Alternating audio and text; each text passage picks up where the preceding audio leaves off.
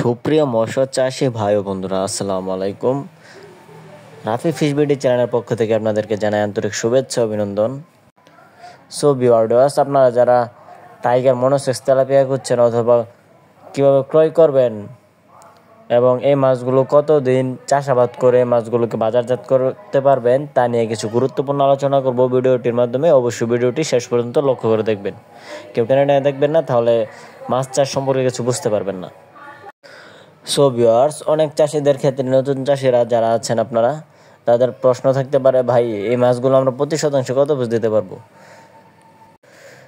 So viewers, আপনারা যারা নতুন চাষিরা আছেন, আপনারা এই মাছগুলো প্রতি শতাংশে যারা একক চাষ করতে চান তারা 1100 থেকে 1200 পিস মাছ কালচার করতে পারবেন। এবং অথবা আপনারা যারা এই মাছগুলোকে মিশ্র চাষ করতে চান তারা প্রতি শতাংশে 600 থেকে 700 পিস মাছ কালচার করতে পারবেন।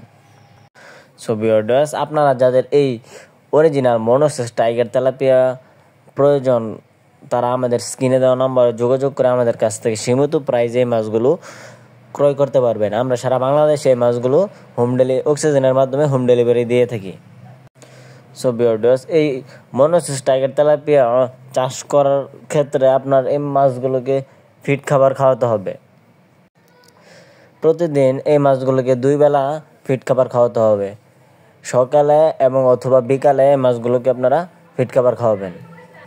এই মাছগুলো যে কোনো ভাসমান ফিড খাবার খেতে পারে। সো ভিউয়ার্স, এই মনোসেক্স টাইগার তেলাপিয়াগুলো কিন্তু আপনারা 3 থেকে 4 মাস চাষ করে এই মাছগুলো 3টা থেকে 4টা পিস কেজি হবে। 4 পিসে কেজি আনতে পারবেন 3 থেকে 4 মাস চাষ করে।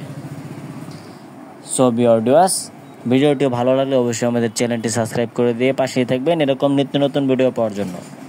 আজকের ভিডিওটি এই পর্যন্তই। ভালো থাকবেন। আল্লাহ হাফেজ।